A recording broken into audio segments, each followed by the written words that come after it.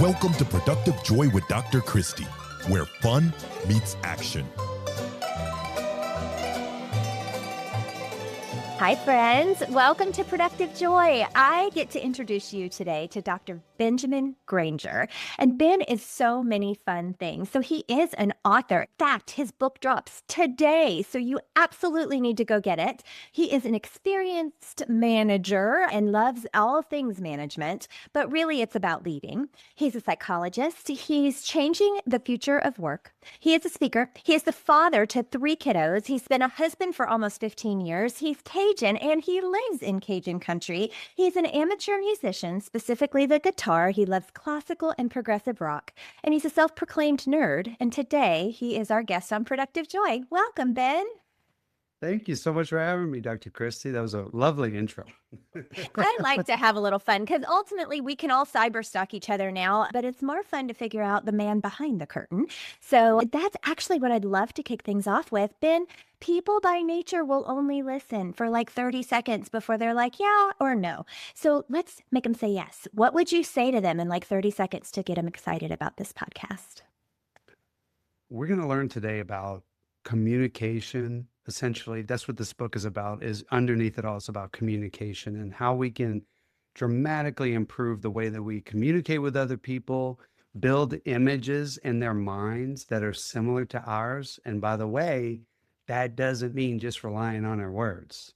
A lot of what I put in the book and hopefully talk about today is how do we engage our bodies, leverage those ancient forms of communication. So I have found that absolutely fascinating. I think the audiences I usually talk to find that fascinating. So hopefully the listeners will find that fascinating as well.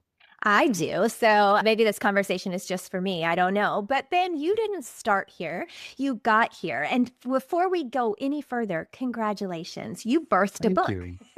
And today is the day people get to touch it, right? I love that analogy too, because I've often thought about like, I'll never give birth to a baby. But in a way I did.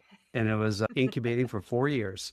4 years. Well, that's the question a lot of people ask. So I've written a book too. And they ask, well, how long did it take you to write it? And I'm like, well, it depends on when you say I started, because I probably started 25 years ago. But when I put my mind to it, it took like 4 months. So, but I had been collecting for years and years. You said 4 years. So what happened 4 years ago that made you go, yeah, I think I need to write a book? Yeah. So it goes back. And actually at that 4-year mark, I had no intention of writing the book. So, but yeah, I so agree with that point. It's like, my whole lifetime essentially has been building up to it. But about 4 years ago, so I've been with my company right now, Qualtrics, which is an amazing company. I've been with them for over 10 years, which is Nice. hard to believe. Congratulations. That happens, Thank you. rarely anymore. Very rarely. And I'm still very happy here. It's an amazing culture. We have an amazing mission and vision to improve the human experience at work, which I view as my vocation. But about 4 years ago, I was doing a lot of work with PR agencies, and our PR team said, hey, we need to elevate your title. So they came up with this fascinating title I had never heard before of Chief Workplace Psychologist. I And I was wrote like, that down. What a fun title, Chief Workplace Psychologist. Pardon me, sir. That's kind of what I thought. I was like, whoa, yeah, sign me up. But the problem was I had a little bit of like what we sometimes call imposter syndrome, because I'm surrounded by incredible behavioral scientists. I'm surrounded by psychologists, just some of the best professionals and researchers and consultants I've ever worked with and ever come across. And so I'm sitting there like, do I deserve this? Do I belong with that title? I got to earn this. And so what I did at that point about 4 years ago was I just started tearing through the literature. And I started reading books in all sorts of different fields, all the way from quantum physics to astrophysics and cosmology to evolutionary psychology to cognitive psychology, social psychology, sociology, you name it. And so I just started tearing through these books, leadership, and I started just jotting notes. So when I read, I write. I write down, that's a connection. Start writing quotes, things that come up to mind, interesting connections. There's a lot of like you talked about by amateur guitar. I'm not very good, but like I'm deeply inspired by music. So there's a lot of music. There's a lot of movies that I was weaving in. And then I had like 250 notes on my iPhone. It was massive. And so one day, and I'm a spiritual person, Dr. Christie. So I was sitting in church one day, right before Mass, and I was just doing some prayer and meditation. And then this was about 2 years ago, by the way. So about 2 years into my studying journey, I had this awareness, I'm struggling with leading this phenomenal team of psychologists. I'm learning the hard way. And I wonder if I can put this together into something for leaders. And you can't make this up. That same week, not 2, 3 days later, a publisher reached out to me and said, "Hey, we saw something you wrote. Would you be interested in doing a book together?" And I said, "Well, just so happens, I just decided maybe I should write one." So there you go. Oh my gosh, that's so fantastic. So I don't know if you've ever listened to Ed Milet. He, has done lots of things, but he says that we are best equipped to help the person we used to be. And so it sounds like your book was birthed out of the fact that you dealt with some things and learned how to handle them. And now you're able to help others who might be in a similar situation. Is that accurate? That's a great way to put it. Yeah. Totally agree. And in fact, I think this is something I actually mentioned explicitly, that, I've been on all these sides of the equation. I've experienced the real hardships. I've experienced the triumphs. I've pursued the paths that I tell people in the book not to pursue. I've experienced it. I've made tons of mistakes. Yeah. I've said things that are horrible. I've done things that are horrible, just like we all have. Yeah. And I think it's precisely because I've been through those experiences and I've seen the empty promises of a lot of what we pursue in leadership and even in life. And I can say, here's what's worked and here's what doesn't. And by the way, it's not just my experience. There's research to back it up. Yeah. Well, so my kids will actually turn 25 next week. And my daughter-in-law turned 25 2 weeks ago. So I have 25-year-olds, it's safe to say. And they are living in a space where everything is instant, right? And they get it right now, today, this day. And it's not their fault. That's what they've grown up with. But I think what you're saying is sometimes the lived experience is what allows us to get better. And you've now written a book so that those 25-year-olds don't have to live all of those experiences. They can learn a little more easily from those of us that have the scars to prove it. Is that accurate? Totally accurate. And I think, sometimes we got to stub our toe and we have to scrape our knee. And that's not a bad thing always. I think one of the things I addressed in the book is how to face experiences that we don't look forward to with some equanimity and by simply reframing it. And so, I think we can all learn from other people's experiences. I think that's a much smarter way to learn from a negative experience. But it also sometimes there's experiences that are unpleasant that we need to go through. Yeah. And frankly, I think sometimes we choose whether those are unpleasant or not. Yeah. Then why don't we lean in on that for just a second? What do you mean by that we choose whether or not they're unpleasant? I think a lot of experiences we go through are all in how we look at it. And I anchor, and then, I know you're familiar with these studies, probably many of your listeners are, but there was a great series of studies done by Walter Mischel. Sometimes we call them the marshmallow studies. Yeah. And the basic version of this is they put a bunch of preschoolers in these rooms and they put a marshmallow in front of the preschoolers. And they said, "Okay, little Johnny, little Julie, there's a marshmallow here. We're going to leave for 15 minutes or so.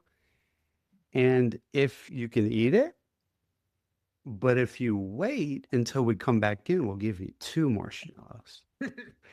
And so this is a really fun, simple illustration. But later, when they started looking at longitudinal studies of, many of the kids could not deal with staring at a marshmallow for 15 minutes is a tall task. For anyone, let alone a 4-year-old. Hey, we're in Mardi Gras season, right now, and you put a piece of king cake in front of me and you say, wait 15 minutes, so you get 2. I don't know if I can. Yeah, I might just eat the one. Yeah. Yeah. But this is often called delayed gratification. And so this, I think, is connected with the choice that we sometimes make about how we reframe the experiences. Can we look past unpleasant experiences? Maybe it's a tough meeting we got to go through with a subordinate. Maybe it's a tough conversation we have to have with our kid. Maybe it's a tough conversation we have to have with our spouse. Maybe it's an event we don't want to go to, right? We don't feel like going to.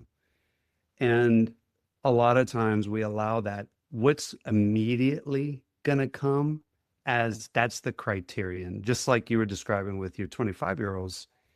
We're in this environment where everything's quick and fast. I note in the very intro of the book, this might be in the second page of the book, I say, look, if you're looking for a quick fix, if you're looking for the magic pill, the lose weight pill for leadership, just quit reading. Yeah. Yeah. And that's not what this is about. It's about basically, and let me get to your question. The summary of it would be, if we can look beyond those immediate experiences as being negative to see what's going to happen later. Yes, maybe that will be a slightly unpleasant experience, but what good's going to come out of it for you, for your growth, for your expansion, for the other person that you're dealing with? And if you can look beyond that, you can reframe those experiences as, hey, I might not really want to fly to, this happens to me all the time, Christy. I got to fly to London for a 1-hour meeting and I'm going to spend 24 hours on the plane, just to go for a 1-hour meeting. I'm like, I really don't want to do that. But how often do we come back from those experiences and we say, I'm really glad I went through that? Well, it's that delayed gratification that you're talking about, and something that requires some patience, right? But, they say never pray for patience because you will get tested in every way you can. So I think what I love already about this book is that it's going to be practical. It's also not a wand, right? So I do have a wand. I got it at the dollar store that cost $1.25. It has zero magical powers, but I like to wave it every once in a while as if to feel, okay, look, I have created some magic, some pixie dust, if you will. That's not what we're all looking for, but somehow we think that's what will fix our problem. And the reality is we just need to dig in and figure out what's going on and maybe have the uncomfortable conversation.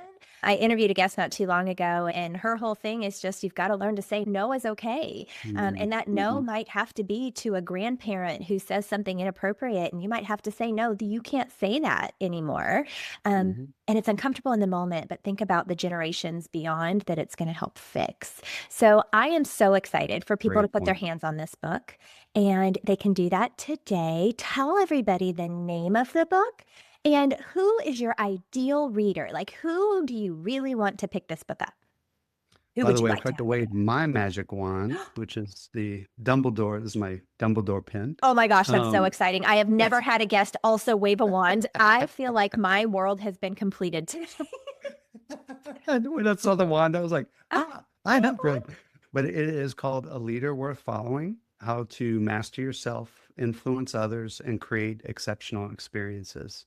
And so again, it's all about really leadership. A lot of my work has been in the realm of the workplace. So a lot of the examples I bring, a lot of the research I bring is in the workplace, but it's not just for, people managers. And by the way, this was kind of a second awareness. Like I mentioned about 2 years ago, I said, yeah, let me put this together in a book. And then we got started. At that moment, my idea was to write it specifically for people that formally manage other people. And then as I started researching, and really a big inspiration for me here was Brene Brown. Oh, love her.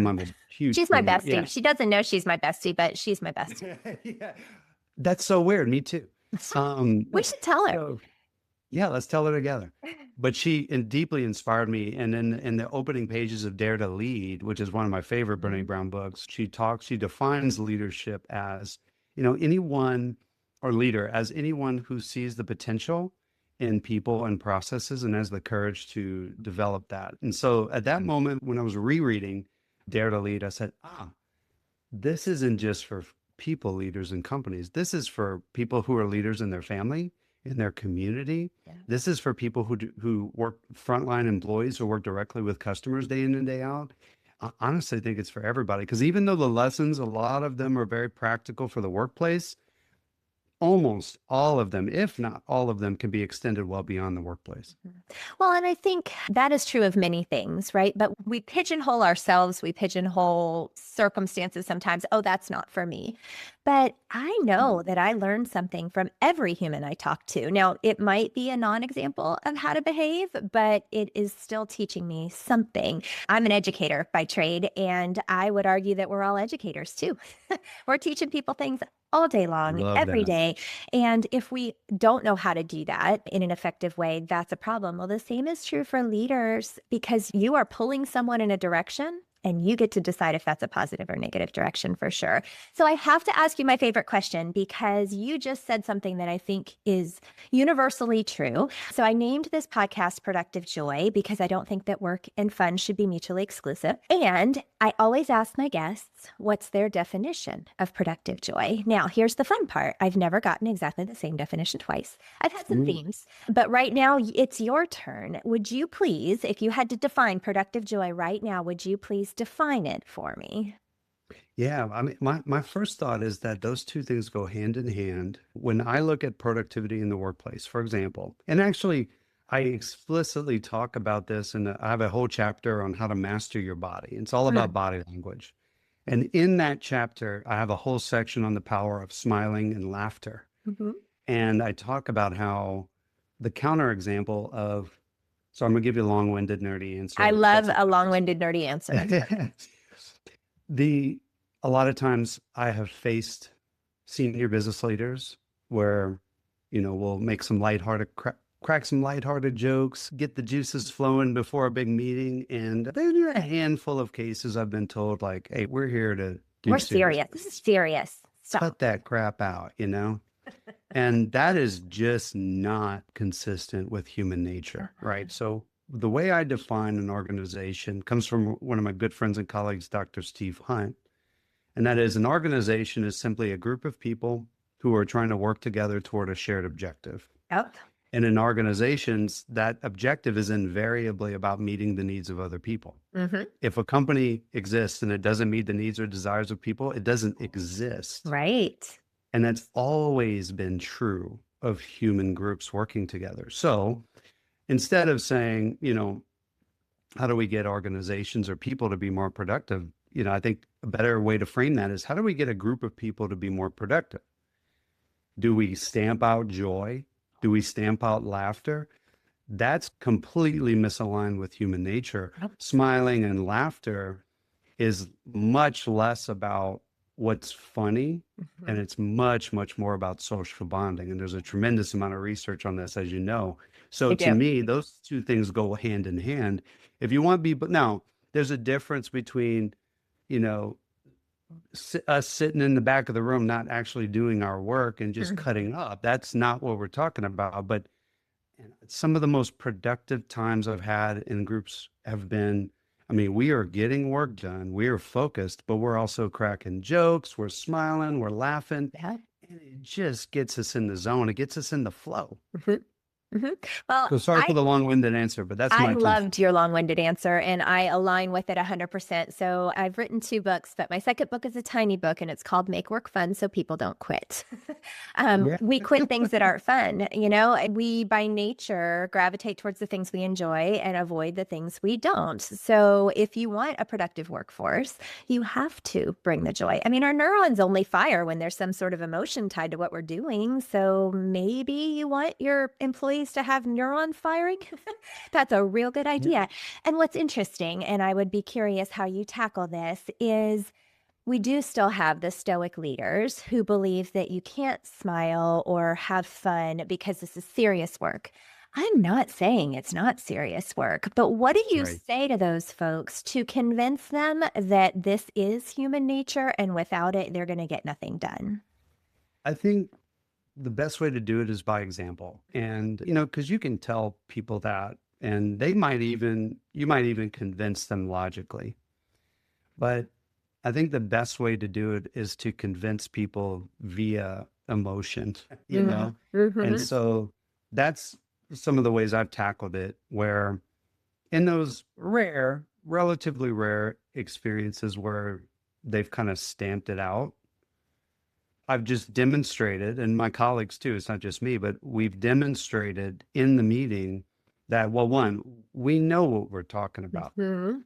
Two, we are genuinely trying to help you solve your Yep. challenge. We're listening, we're asking questions, and we're on the same plane here.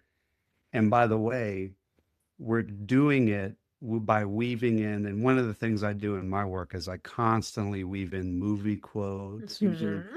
silly movie quotes to give an example. So even when, they've stopped me and said, "Hey, we're not interested in your lighthearted jokes," I kind of cheated and did it anyway.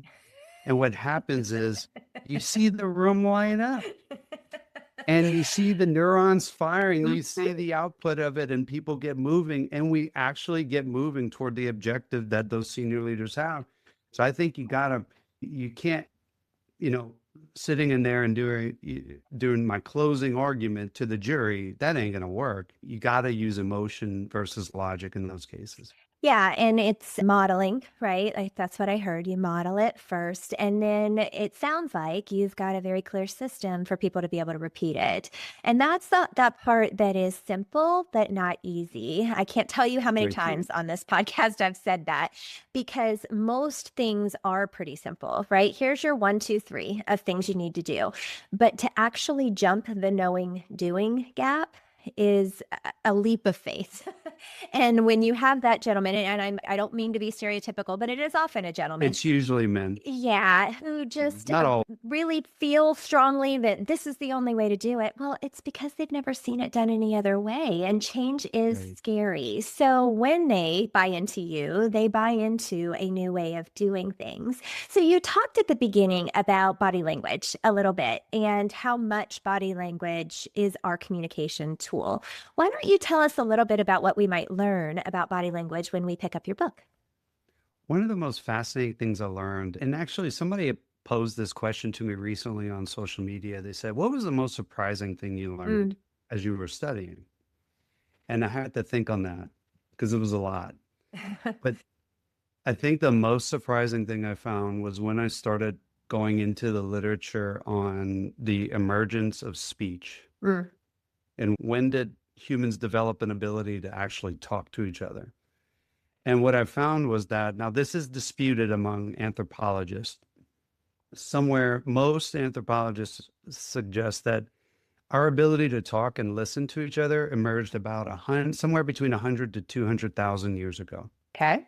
Now, some will say it's further back, 1.6 million. But either way, A long time ago. a long, long time ago in a galaxy far, far away, we learned to talk. So when that emerged, and fast forward to today, like I don't want to speak for the audience, but like, how often do we actually consider that from a cosmic and evolutionary perspective? So mankind's been communicating non-verbally for many millions of years. So think about those two abilities just from an evolutionary perspective. Yeah, 100,000 to 200,000 sounds like a long time ago, but that's a fraction Yeah. of the amount of time that we've been communicating non-verbally. Another great example that everybody can resonate with. Mothers have to communicate with their babies. Yep. How do they do that? Do they talk to well, they can talk to the baby, but does the baby articulate words? No. A lot of that is nonverbal. Mm-hmm. A lot of that communication is nonverbal. And that's one of the reasons why women tend to be better at reading and interpreting body language than men, because that has developed over time as a necessity. Yeah. So I talked a little bit about that in the book to kind of set it up. But then I also point out, because there's a lot in the book about communication. It's about, it's a little silly that today in our modern world, we rely so much on our words, on our written words, on our spoken words. Because by the way, the written word, that's much, much more nascent, and if you think about it from a cosmic perspective, we basically just learned to talk yesterday. Yeah. And we learned to write an hour ago. Wow. And so we're throwing emails at each other and we're texting each other. Oh, and we're messing that up so bad. And social media and anonymous social media. And we assume that what I intended to say the meaning that I wanted to get across, the expression of my consciousness that I want to get across in these words is exactly the way the other person perceives it. Yeah. That is wrong 100% of the time. And so Yes. body language helps us do that because our unconscious brains are hardwired to look for those cues. Smiles, they'll see the micro gestures of the crinkles in the eyes. And so this is one of the things I think we lose when we are communicating far away, albeit email and text. And this is also one of the reasons why I think being in person is really important, and also being on video conference too, is you get to, let me summarize it by saying communication, what I think it really is fundamentally, is the ability to build a shared mental model in the minds of other people. It's not just an exchange of words. When I'm exchanging those words, that's an expression of my consciousness that represents an image that's in my mind. And my job as a communicator is to make that image as similar as possible in your mind as it is to mine. And by doing things with my hands and my face and my upper body, it makes that much easier to do. Not to mention, when we're having one-on-one meetings, a lot of people will sit with their arms crossed and they'll lean away from somebody and I'm like, oh, I heard him. Yeah, but did the other person perceive that they were heard? Yeah. And did you ever check in to find out, right? I think we make an awful lot of assumptions too that I came across beautifully. Did you? Because you didn't ever ask, right? You didn't check in to see how somebody might have perceived that experience or that moment. Not that people will always tell you the truth, right? If you ask them right away. Sure. Sure. But ultimately, just taking the time to ask opens the door. And then, we could get into all the psychological safety that has to be there for somebody to be able to tell you, no, actually, when you ran that meeting, you really came across like a jerk. And, maybe I can't say that to my boss, right? Well, Right. Ben, you, first of all, are fascinating. Secondly, have clearly put in the work and you have created something that allows others to find the work and start miles ahead of where you had to start to get here. So thank you for choosing to write your words down and for creating a space for people to find it. So we know that it drops today. Where would we find this fabulous book? On all major online retailers, but I did put together a really simple website, benjamingranger.com, where you can go. There's all the links available, Amazon, Barnes and Noble's, Books A Million, Spotlight, Indigo if you're in Canada. You can, order it on any online platform. I also put in, I think this will be a little fun one, given my love of music, is I have a page on the website that has a companion playlist. So I have a little bit of a funny story, Christie. As an author yourself, you're going to get a kick out of this. So when I wrote the original manuscript, I had like 30 plus song quotes scattered throughout the book. Nice. And I had movie quotes, and man, I thought I was clever, right? I had song quotes as epigraphs, and I thought I was super clever. And then I sent it to the publisher, and the publisher said, "This is great. You have permissions for these?" And you went, uh-oh, no. What's a permission, right? Naive first-time author here. So I realized like, oh, yeah. And they were like, yeah, and they're kind of expensive for music. So you might want to check on that. So with our timeline, we didn't have time. So sadly, I had to pull out a lot of the song quotes and things like that. There's still plenty of song references and movie references. Sure. I did it to make without quoting it, and then Exactly. So what I did though, is I did create a companion playlist of the songs that inspired me, that were swirling around in my mind, that had great meaning. Maybe it was the lyrics, maybe it was the timing of the song, various little things. And so I created a bit of a scavenger hunt for the reader. It shows the song by the chapter, and I challenged the reader to take a listen, for one, and get inspired by the music, but also, can you spot the connection between what you just read in the chapter and that particular song? I love it. Well, I have some song references in mind too. I use music a lot with my trainings and things that I do, but I weaved a karaoke theme through my book. Basically, so my book is called Learning Can Stick, and the idea behind it is that there are 4 conditions that need to exist for people to learn from you. You have to make the learning safe, logical, fun, and memorable. So the karaoke theme is that everybody can sing karaoke, but not everybody should. So there are some things you can do to make it That's why I'm a safe. guitar player. Right, exactly. Safe, logical, fun, and memorable. So like safe, pick a song that everybody knows because then they'll sing along with you. Or logical, don't pick Freebird. It's way too long. You will feel like you're up there for an eternity, right? So I understand and appreciate the musical references. And I think that it's important that we remember that those are the things that make it fun. Right? That's what allows people to absorb the information because there is a connection. And I could talk to you for hours, but I know people will stop listening. So, can I ask you some rapid fire questions? Please. Okay. Are you excited? Yes. I can tell. I can tell you are like, oh gosh, what is she going to ask me? Okay. Question number 1. What is your definition of fun? Oh, man, that's a tough one. Right. Maybe it's a want to, it's a state of flow that is pleasurable. And that normally means that it's social. Oh, I like it. Well, and I will tell you, flow is one of the things that a lot of people say when they're talking about productive joy too, which makes sense. Okay. How do you know that you're showing up as your authentic self? This is a good one. You got to know yourself first. And I think I talk a lot about introspection and how it's essential that we have conversations with our current self, our past self, and our future self, most importantly. And so you got to know your future self and your current self well. You got to talk with that person, so to speak, and you got to know what those values are. And those values become the standard against which you can bounce your behavior to say, am I behaving, the way am I being who I am? Yeah. Oh, I love that. Okay. How do you channel your best self on your worst days? Super hard to do. Mm-hmm. But again, I don't think it's a lot harder if you don't have a relationship with yourself, a deep relationship with your current, past, and future self.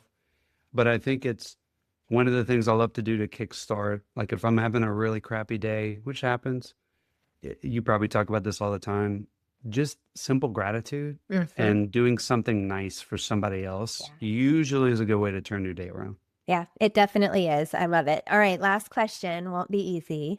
You said some brilliant things. You have brilliant things in your book. You have lots of fantastic ideas that people can carry with them. And by nature, our brains will hold on to one. So what's the one that you really want people to walk away with today? I'm going to leave with a quote and then I'll answer. And that is one of my favorite quotes of all time. Probably my second favorite of all time. The great cosmologist and astrophysicist Stephen Hawking. Mankind's greatest achievements have come about by talking, and its greatest failures by not talking. All we need to do is make sure we keep talking. That's what I think we need to do. Keep talking. And by the way, engage your body when you do it. Oh my gosh. Well, Ben, this was a genuine pleasure. Thank you for not keeping your brilliance to yourself and for letting the world see through your book, but also through your words, how wonderful it is when we do pay attention and we do talk in ways that involve our entire selves, and we do change the world when we do that. So thank you for being a leader worth following. And thanks for being a guest on Productive Joy. Thank you for having me. It was so fun. And listeners, my goodness, did you get a masterclass today in all things being a leader worth following? So I don't know what you're going to walk away with today, but I know that if you can't grab something, it's because you weren't listening, and you should probably go back and listen again because there were lots of fantastic ideas. Go grab Ben's book. It drops today. And if you haven't thought of what it is that you want to grab today, a couple great things, just paying attention to your body language and recognizing that to be the best leader that you can be, you have to do so with your whole self. And then recognizing that you cannot separate work and fun if you really want people to actually do what you need them to do. So today I need you to grab a nugget of wisdom or two and figure out a way to turn fun into action.